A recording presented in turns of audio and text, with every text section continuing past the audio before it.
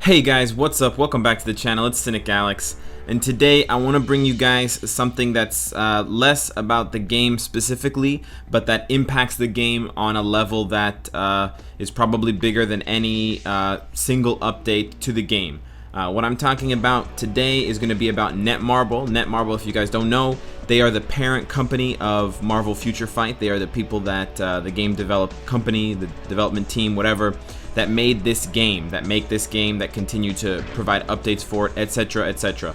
So for today's installment of Netmarble news, I'm just going to be going through timeline as I usually do when I have kind of non-specific things to say about the game. So enjoy the clips, guys, and we're going to get into it now with... I don't want to face Yellow Jacket because the stun.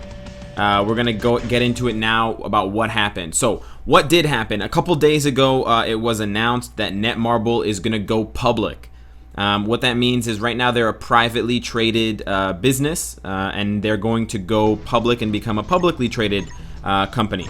Now you can go online and read about what the fuck? How did I get stunned? You can go online and read about what that means in greater detail. I'm just gonna provide a very short version of what that means for people who are interested in the video, like right now. So basically what it means when a company goes public is they make like an initial public offering, and what that means is they basically get a bunch of money. When a company goes public, they're basically trying to generate more money than they would through private investments alone. The good thing about that is it generates a lot of money for the company. So usually what companies do once they've generated enough like success as a private business, not all businesses but some businesses, they'll go public, and by going public, like I said, they're going to be able to generate a lot more money from the public. They're going to get more buzz because people will write articles about it, and that's how I found out about it, because I read an article that the Korean newspaper posted about Netmarble going public. So there's a lot of good things for it. It also helps the company expand more globally if they want to get, you know, shareholders from different companies around the world, whatever, etc. They can get more money, as I've stated 2 or 3 times now, which is probably the biggest reason why any company goes public, is to get more money. And that money that you get from the initial public offering is what they then use towards, you know, building up the company, paying off debt, investing in like research and development, stuff like that. One kind of potential negative to an initial public offering is that it could be an exit strategy for the CEO. What that means is for a company that's done well and had success, but a company that maybe is not expected to do well long term based on, you know, internal documents, research reports, whatever.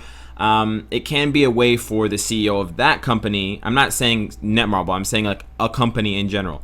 It can be a way for that company's CEO, who's put in a lot of hard work to build the company, to kind of get their payout, which they get from that initial public offering, and then they kind of bounce. That's like their exit strategy. I don't think that's the case here for Netmarble for a few reasons that I'm going to talk about, but I just wanted to mention that because it is something in general that can happen to private companies that go public, and so it's worth noting just to have a fair kind of unbiased view of the situation. So fuck you, Shirag. So a company like Netmarble is going to go public. They're not going to go public on the NASDAQ or NASDAQ. I don't know how the fuck it's pronounced. They're going to go public on Korea's like version of that. They stated in the press conference or whatever that they just expect more favorable like valuations, or I guess treatment from the stock markets in Korea, which is fair. You know, they do have some global reach with some of their games, especially this game, Future Fight. But primarily they're known in Korea. So, but there are a couple of downsides to being a publicly traded company. So when you're like, there are obviously the positives that I talked about, but there are also some negatives. So what are the negatives of being a publicly traded company? Well, there's obviously much more scrutiny because you have to like answer to people like shareholders and the stockholders and stuff like that. and they can make kind of demands or have expectations of you. So of course, if you're a publicly traded company and then other people or companies invest in you, they expect a return on their investments. That's just like par of the course. You invest your money, you want to see that money go somewhere. So the problem with that is it can lead to kind of short-term gain versus long-term gain. And what that means is it better to invest a whole bunch of time and money into developing this game that, you know, is going to take a couple of years before it comes out and may or may not be a success, but has a better chance of being like a long-term success because it's got, you know, great game mechanics, it's got some unique features and stuff like that? Or do we want to just crank out the same tired crap that's going to give us some money in the short term, but long-term is not going to be very successful? So for example, a company like King, who made like Candy Crush, when they went public, they had a lot of pressure on them to continue the success of Candy Crush. The problems, there were basically a lot of problems with that, but it basically became a game of like, well, are we gonna, you know, risk basically running this company to the ground, either by taking too long to bring out our next hit, or by oversaturating the market with crappy titles that, you know, make a couple bucks for a couple months or a year and then burn out.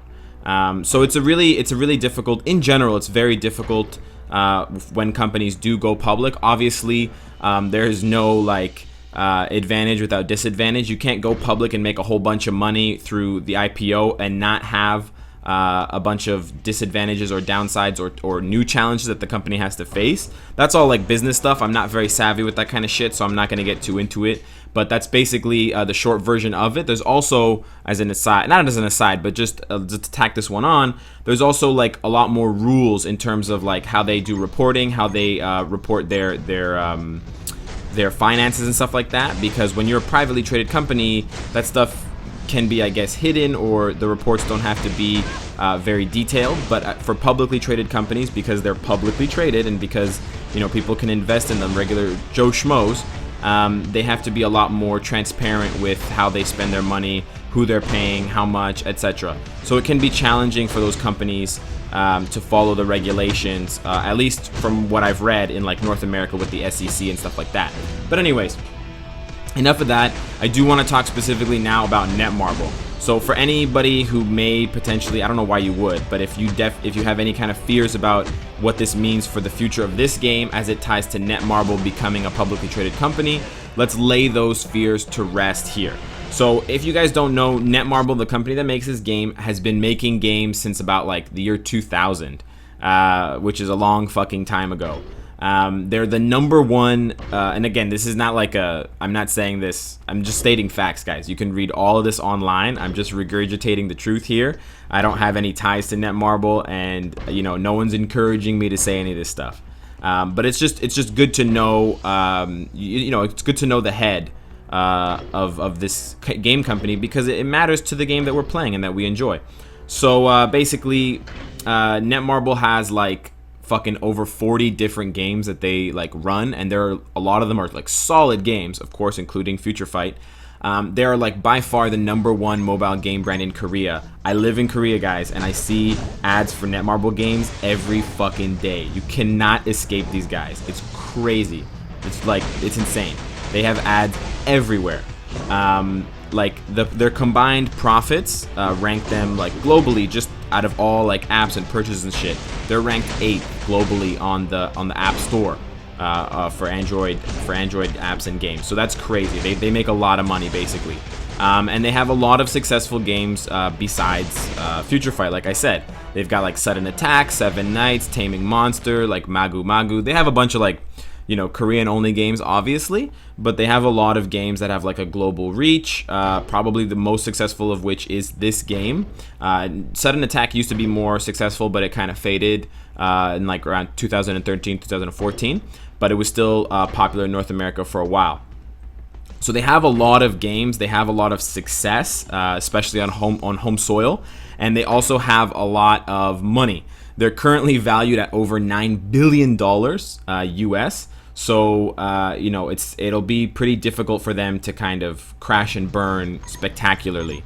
which I mean, I don't expect that to happen, but you know, even when compared to other companies, you have to kind of take those things into consideration. How much money they bring to the table, how much success did they have before they went public. And let's be honest, Netmarble's had a shit ton of success. They've basically been the top in Korea for a while now, and that's no easy feat. Like, Korea is one of the best you know, countries in the world for developing and releasing games, and also like for producing fucking crazy ass gamers who, I don't know how the hell that they play the games the way that they do, but I'm pretty sure like the last 5 years the LoL Cup, League of Legends guys, was dominated by Korean players. So I don't know how they do it, guys, but whatever it is, they do it well. So that bodes well for us, I guess, is what I'm trying to say.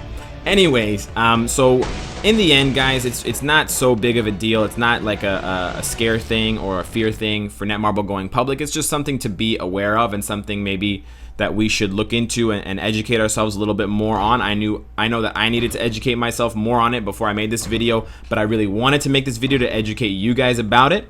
And so I'll leave you guys with just my predictions for what this initial public offering and what this shift from private to public is probably going to do for Netmarble. So they're going to go public.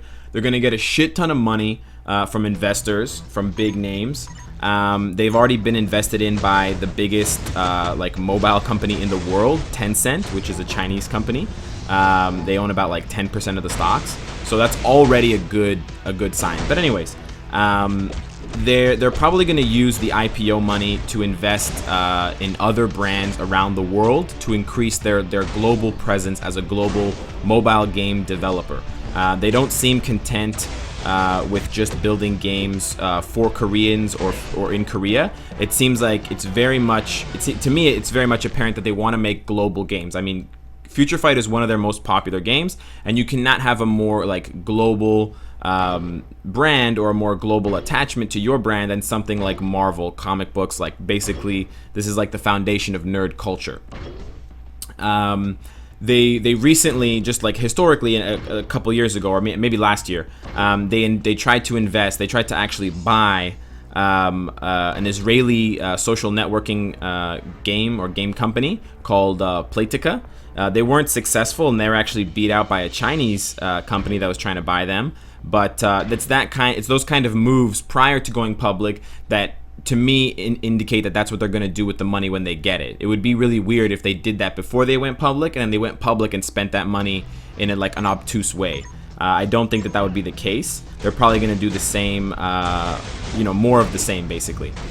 They also invested, 2 years ago, they invested $130 million into SGN. SGN is like a puzzle game developer. They make like puzzle games in the US. They're like a US-based company. And actually, fun fact, their CEO is the former MySpace founder, Chris DeWolf, I believe his name is. So the guy running that company is Thanos might die here. Oh, that was a clutch stun. Anyway, so this guy's running this puzzle making game developer called SGN, and Netmarble 2 years ago invested like $130 million into them. So again, these overseas acquisitions, these overseas investments indicate that Netmarble's trying to grow their brand globally and like extend the reach that they have. And I imagine that with their IPO, they're just going to continue to do that. I also want to leave you guys with a kind of like a comparison. So recently, like a couple years ago, Netmarble was invested in by Tencent. Maybe it was more than a couple years ago, but anyways, a game that's constantly compared to Future Fight. Shang-Chi is actually pretty badass. Anyways, a game that's often compared to Netmarble's Future Fight is Kabam's Contest of Champions. Now, I'm not gonna say which one I think is better. I think all the people who watch this channel are smart enough to know which one I think is better. And if you're not, then maybe you need to fucking, I don't know, take some vitamins or something. You're probably deficient. But anyways,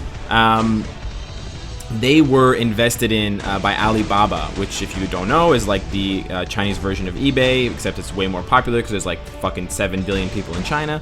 And they invested like $20 million in Kabam, hoping that Kabam would develop games for the Chinese game market, because if there are 7 billion people, at least like 500,000 of them are gamers, and then those people will play the game that you make for them. And anyways, so basically what this means is like big ass like tech companies and big ass mobile game companies, they see the world, it's global, whatever, blah blah blah, all those buzzwords and shit. But the point being is, you want to grow as a company, so you have to build games that everyone is going to be able to play, that are going to be like globally welcome, that are going to be globally accessible. And the best way to do that, it seems, is to invest in other companies, buy other companies, and grow your brand that way. And so it seems like that's Netmarble's next step for how they're going to do that. And that bodes very, very well for this game, which you guys are here watching about. So guys, that's my take on this latest news.